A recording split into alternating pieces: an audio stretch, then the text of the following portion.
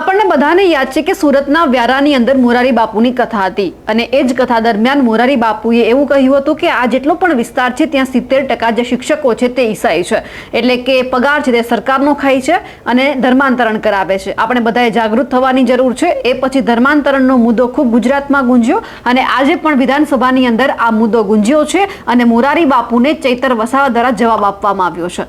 નમસ્કાર, નિર્ભય ન્યૂઝ સાથે હું છું રિદ્ધિ.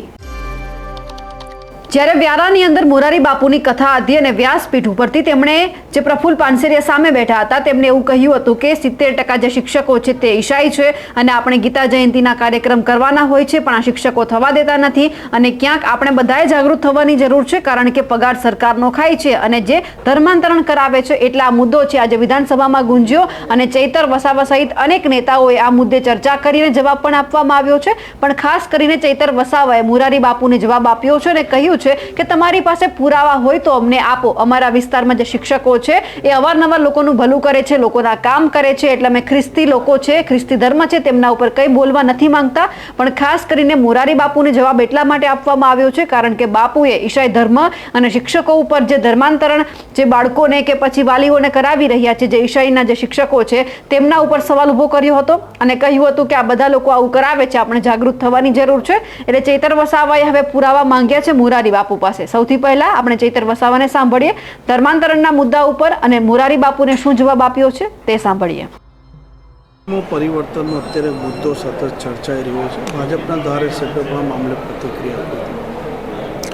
જે રીતે મોરારી બાપુ મહાન કથાકાર વ્યારામાં આવ્યા અને એમણે પોતાના મંચ પરથી એવું કીધું કે આદિવાસી વિસ્તારોમાં શિક્ષકો ધર્માંતરણની પ્રવૃત્તિ કરાવે છે, જેને હું વખોડી કાઢું છું.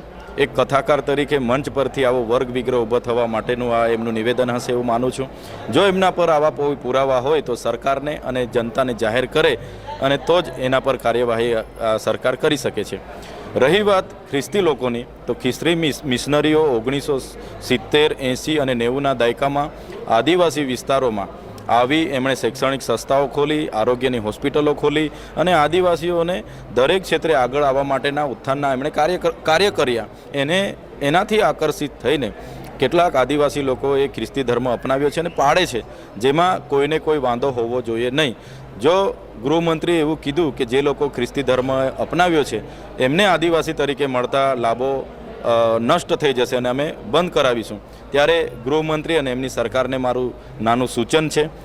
આદિવાસી તરીકે આદિવાસી અનામત બેઠક પરથી મોહનભાઈ કોકણી અને રીતેશભાઈ વસાવા ચૂંટાયેલા છે, જેઓ પણ ખ્રિસ્તી ધર્મ પાળે છે.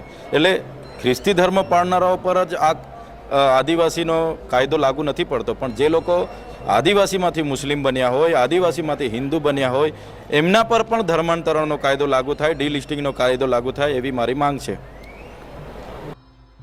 ચૈતર વસાવાએ અનેક એવા ધારાસભ્યના નામ પણ લીધા છે કે જેઓ ખ્રિસ્તી ધર્મ અપનાવી રહ્યા છે તેમ છતાં ભાજપમાં છે, એટલે કે ક્યાંક રીતેશ વસાવાની વાત પણ સામે આવી છે. પણ ખાસ કરીને મોરારી બાપુને જે જવાબ આપવામાં આવ્યો છે તેમને લઈને આપ શું માનો છો કમેન્ટ કરીને ચોક્કસથી જણાવજો. સાથે જ અમારી નિર્ભય ન્યૂઝ ચેનલને લાઇક, શેર અને સબસ્ક્રાઇબ કરવાનું ભૂલશો નહીં. નમસ્કાર.